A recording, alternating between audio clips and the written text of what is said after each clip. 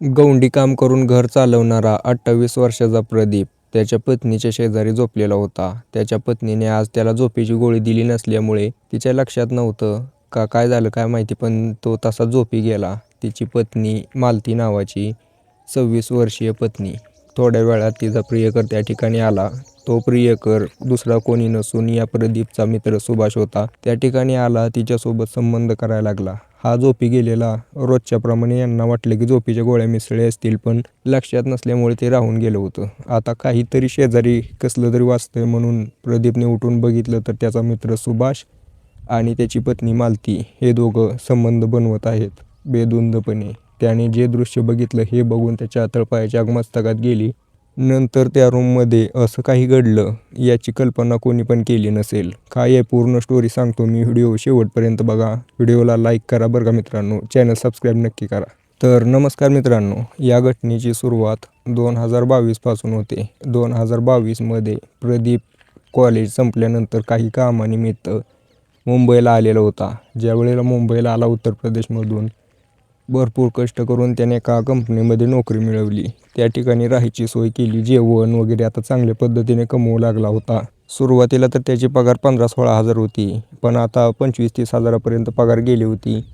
त्यामुळे या प्रदीपच्या गावातली लोक त्याला विचारत होती की कुठं नोकरी लागला, कसं आहे का काय कॉन्टॅक्ट, आम्हाला बघ, आमच्या पोरांना बघ. असंच विचारत प्रदीपच्या मावस भावाचा मित्र त्याने या प्रदीपला विचारलं की भैया तू कामाला लागला, चांगली नोकरी करतोय, मला पण बघ ना तिथे एखादी नोकरी आहे का.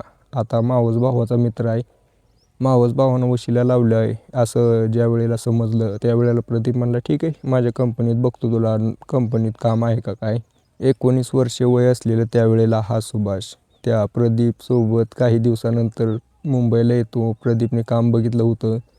ज्या वेळेला काम बघितलं त्यावेळेला त्याने फोन करून त्याला बोलवून घेतले. प्रदीप मुंबईला त्याच्या मित्राला घेऊन आला. आता मित्रच म्हणायचा त्याचा.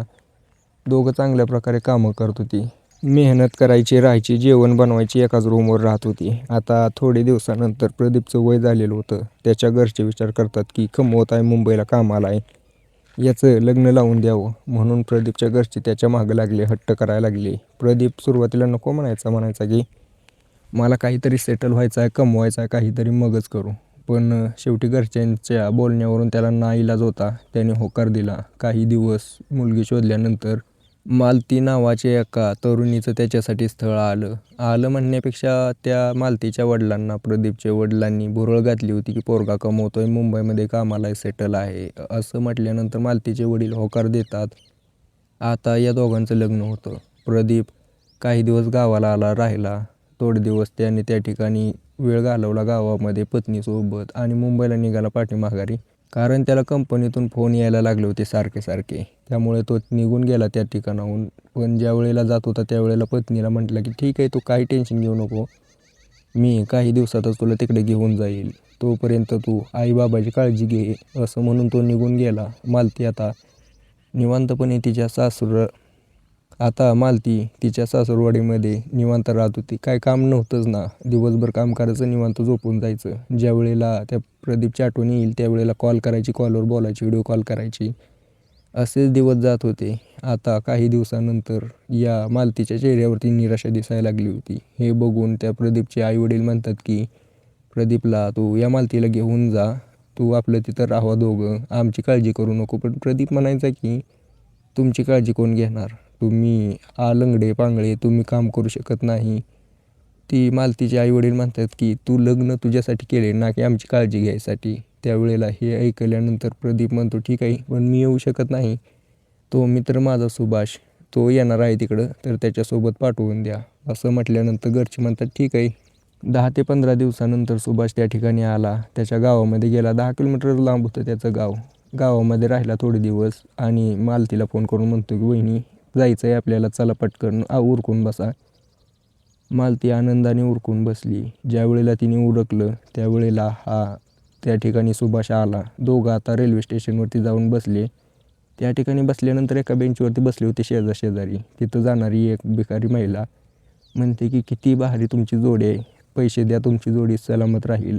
पती पत्नीची एक भारी जोडी दिसते. त्यावेळेला सुभाष पैसे देतो, पण म्हणतो की आम्ही पती पत्नी नाही, ही मित्राची पत्नी आहे, म्हणजे वहिनी आहे. ती महिला तिथून निघून जाते. ट्रेनमध्ये बसल्यानंतर तसंच एक शेजारची महिला म्हणते भारी जोडी आहे. ते काहीच बोलत नाहीत. आता ज्या रस्त्यापर्यंत आता रूमपर्यंत जाईपर्यंत यांच्यामध्ये असंच झालं होतं. कोणी दिसेल ते म्हणायचं भारी आहे, भारी आहे. पण त्यांना काय बोलण्याचं काही कारणच नव्हतं. सहन करून घ्यायचे. ते म्हणायचे की कुठे यांना दुसऱ्यांदा भेटायचं आहे आपल्याला. परत असं करत करत ज्या वेळेला रूमच्या खाली आले त्यावेळेला त्या ठिकाणी एक सेल लागला होता साडीचा. मालती म्हटली की मला साडी घ्यायची पण आता पैसे नाहीत. सुभाष म्हणला तुम्ही कशाला टेन्शन घेता, मी देतो ना पैसे, घ्या कोणती घ्यायची ती. 2 साड्या घेतल्या त्या ठिकाणाहून रूमवरती जाऊन बसली. तोपर्यंत प्रदीप कामावरून आला होता. आता एक अडचण, तो प्रदीपचा मित्र सुभाष तो त्या ठिकाणीच राहत होता. तर आता कसं करायचं? प्रदीपचा मित्र म्हणला सुभाष टेन्शन घेऊ नका, मी दिवसा येत जाईल इथं, रात्री मी माझ्या मित्राची एक रूम आहे त्याच्यावरती झोपायला जाईल. त्यांनी आता कसं तर जुगाड केलं. हे चालू झालं, भरपूर दिवस चाललं. पण जसा जसा सुभाष तिकडं जायचा तसं त्याच्या मोबाईलमध्ये त्या मालतीचे फोटो होते. त्या फोटोकडे बघून हसायचा, झूम करून बघायचा. म्हणजे आता तो पूर्णपणे मालतीला प्रेमात पडला होता. मालती त्याला खूप आवडू लागली होती. मित्राची पत्नी होती, पण आता तो सगळं विसरून गेला होता. हळूहळू तिच्याकडे लक्ष देत होता. दुसरीकडे मालतीला पण हा आवडू लागला होता. दोघांमध्ये हळूहळू काही अशी स्टोरी जुळली की दोघांचं जुळलं. त्याच्यानंतर ते संबंध करायला लागले. पण आता अडचण यायला लागली. ज्या वेळेला सुभाष घरी असायचा त्यावेळेला करता येत नव्हतं. म्हणून यांनी काय शिकल लढवली, संध्याकाळी त्याच्या जेवणात गोळ्या मिसळायच्या आणि त्याच्यासोबत करायचं. मालतीच्या लक्षात राहिलं नाही की प्रदीपच्या जेवणामध्ये गोळ्या मिसळायच्यात. रोजचं मडं त्याला कोण रडं, रोज रोज रोज तेच करायचं. त्यामुळे तिला लक्षात राहिलं नसेल. आता त्या दिवशी सुभाष त्या ठिकाणी आला आणि मालतीसोबत ते कृत्य करायला लागला.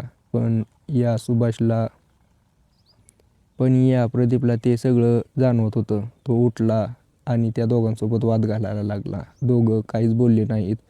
पण आता मित्रांनो, तो जो सुभाष होता तो त्याची रूम सोडून निघून गेला. तिथनं त्याच्या मित्राच्या रूमवरती राहायला लागला. आता दोघं ज्या वेळेला कंपनीमध्ये दिसायचे एकमेकाला, खुन्नस द्यायचे, वाद करायचा प्रयत्न करायचे. असंच चालू होते दिवस.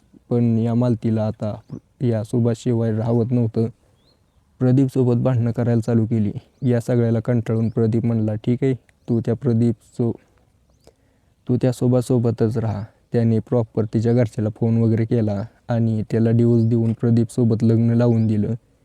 पण काहीच दिवसानंतर प्रदीप आणि मालतीमध्ये सुभाषसोबत लग्न लावून दिलं. पण काहीच दिवसात सुभाष आणि मालतीमध्ये एवढे जोरदार भांडण झाले की त्या सुभाषने मालतीला संपवून टाकले.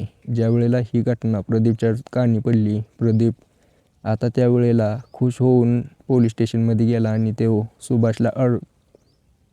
सुभाषच्या विरोधात कंप्लेंट टाकली. सुभाष आता सध्याला पोलिसांच्या ताब्यात आहे. पण मित्रांनो, मला यामध्ये सांगा आता चूक कोणाची? मालती, जी की तो प्रदीप चांगला पोरगा होता त्याच्यासोबत नाही राहिली, किंवा सुभाषसोबत गेली त्याने हिचं जीवन संपवलं. अशा काही घटना ना विचित्र असतात.